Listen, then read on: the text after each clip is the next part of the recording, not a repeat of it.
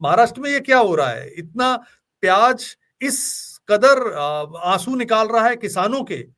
सरकार ने ऐसे क्या निर्णय ले लिए कि जिसकी वजह से ये हालात पहुंच चुकी है, इतने लोएस्ट पर प्याज जा चुका है? क्या क्या स्थिति है?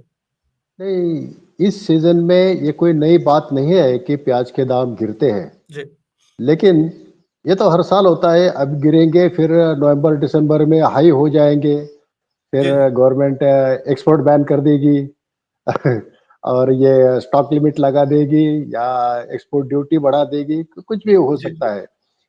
तो ये जो खेल चल रहा है, ये तो कुदरती है कि जब सप्लाई बढ़ती है तो दाम गिर जाते हैं, सबको मालूम है और किसानों को भी ये पता रहता है। जी जी लेकिन अब जो हालात तो ऐसे हुए हैं, इसका असली कारण क्या है?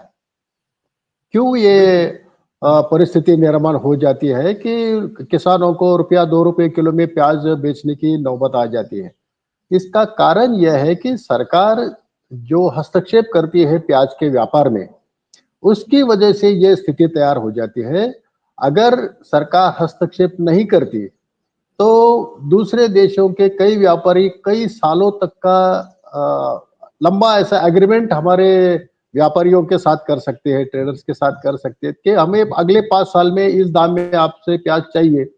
तो इस हिसाब से वो व्यापारी खरीद के रखेगा, स्टोर करेगा, जब चाहे वो एक्सपोर्ट करेगा या डोमेस्टिक मार्केट में बेचेगा।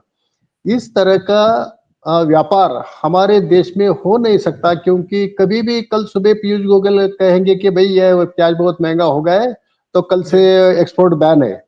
जो ट्रक बांग्लादेश के बॉर्डर पे हजारों ट्रक प्याज भर के खड़े थे, उनको भी जाने नहीं दिया। हजारों ट्रक हमारे डॉक पे खड़े थे पोर्ट पे लोड करने रिलीज के के लिए, लिए उनको और भी जाने नहीं दिया। जी हजारों करोड़ रुपए का प्याज सड़ गया, लेकिन हमें भेजने नहीं दिया। तो इस हालत में कौन सा देश या कौन से देश का व्यापारी हमारे साथ लॉन्ग ड्यूरेशन का कोई ट्रेड कर सकता है? वो तो देखता है आज खिड़की खुली है क्या, तो चलो जाके कुछ थोड़ा बहुत खरीद लेते हैं। या प्रोसेसिंग यूनिट, अब इस प्रोसेसिंग यूनिट कैसे काम करते हैं? जब भी कुछ कोई चीज सस्ती हो जाती है तो उस समय ज्यादा बल्क प्रोक्योरमेंट करके फिर उसको धीरे जी धीरे प्रोसेस करके वो मार्केट में बेचते रहते हैं।